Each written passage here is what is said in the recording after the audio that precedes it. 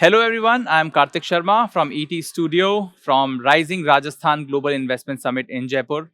Right now I am with Mr. Inderjeet Singh, who is Managing Director of RIICO, Rajasthan State Industrial Development and Investment Corporation. The organization is one of the key entities in managing this entire show of Rising Rajasthan. Welcome, sir. Thank Thank you you for very talking to much. us. Thank you, Karthik. Thank you. Sir, I want to know from you that one thing is very particular about this summit is that it has huge global participation. I want to understand from you how could you manage to do it? So, as we all understand that Rajasthan government has attempted this huge summit in its first year of government formation. While the government was discussing how to go about it, how to plan the outreach, one component which was very critical was the global outreach. And RICO was entrusted with this responsibility that the global participation has to be of international standards. Looking at that, we were given the mandate that not only the officials but also the whole of the government approach worked on this, led by Honorable Chief Minister, Honorable IM, Honorable Chief Secretary. Huge delegations. They went out to different countries. Countries like Japan, South Korea, UK, Germany were personally visited, and the delegations were led by Honorable Chief Minister. Likewise, Honorable Industries Minister, he traveled to Singapore and other countries. And a lot of senior IAS officials, they were specifically mandated to have a man on man marking when it comes to getting the global participation. I'm very glad that last 4 to 5 months of our outreach has resulted in more than 35 countries participating in this Rising Rajasthan Global Investment Summit. We have more than 10 to 15 ambassadors themselves who attended. We had a deputy national speaker of the Parliament of Poland, led by a huge delegation of 6 MPs, deputy foreign ministers, and others. Likewise, we had huge Japanese delegation because we have good presence of Japanese companies in Rajasthan. So I'm very confident that when it comes to the kind of engagement that we've been able to have with these foreign nations, I would say it's a building stone that in the times ahead there'll be very fruitful results for Rajasthan, be it the country sessions, be it the B2B meets, be it the G2G meets. I think a very strong foundation has been laid, and Rajasthan surely is going to benefit from this interaction. So the huge number of MOUs which we have seen being signed, like more than 35 lakhs crores. So do you think this global connect helped to build that credibility in the global scenario so that you got more and more interest from investors? Surely it does, and I must step a little away from just the numbers. I think many a times it's a combination of a lot of factors that a state should look at.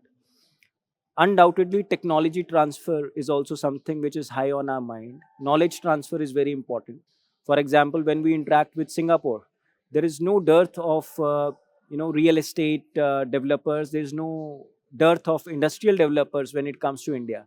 But what we can learn from each other, that is very important. You've seen how successful the Denmark session was. So Denmark session was specifically focused on water management. So they have huge, you know sustainable practices which are being adopted, and vice versa.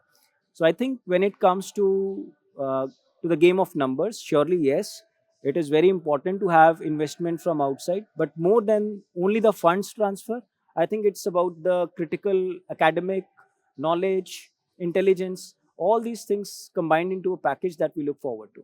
Right. So I want to understand from you that we have seen a very large global expo today in this event, today and yesterday, and this is going to be tomorrow as well.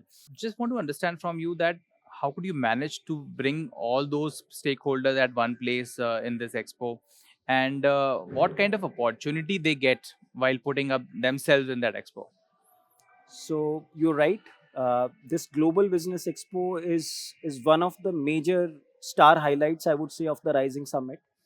Honorable Prime Minister has inaugurated the exhibition. It is the first version of this expo, and the Rajasthan government is very lucky that no other than Honorable Prime Minister himself has inaugurated this huge event. And I must be very candid that this Rising Summit, along with Global Business Expo, is something which was always a mandate given to us by Honorable Chief Minister. And this is the first time that such a huge expo, in which more than 150 exhibitors, they have participated. And 150 also, we had to limit the number because we were in dearth of space. More than 10,000 square meter of space is available. And since it was very early on clear to us that Honorable Prime Minister would not only be inaugurating but also spending very significant time with all these exhibitors, be it the Rajasthan theme pavilion, be it the women's self-help groups, be it the country pavilions like Japan, Denmark, be it the young startups and other exhibitors. I think the buzz started when it was very clear that Honorable Prime Minister will be spending time with them, and thereafter the kind of dignitaries who have attended this summit over 3 days. I must say that there was a lot of interest among the exhibitors, and we were very pressed on time, we were very pressed on space, but I think it's a huge success that we are seeing already. Right. So I just want to understand from you that when you talk about industrial development in Rajasthan, RIICO is the body. And so, what are your plans to make things easier for industry to settle up themselves? Because already a lot of commitment you have got. So how you are going ahead to make things easier for them? So I think it's a huge responsibility. It's very easy to say that Rajasthan government has you know thought about this conclave and successfully conducted this conclave in the first year. But we have very critical 4 years ahead to look at. I would say not only 4 years, but we are on race against time because we have been mandated to go into another summit very soon. So the reason we are setting ourselves against these ambitious targets is because we want that action should be seen on the ground. And in that, you're right, that RICO would be expected to play a very critical role.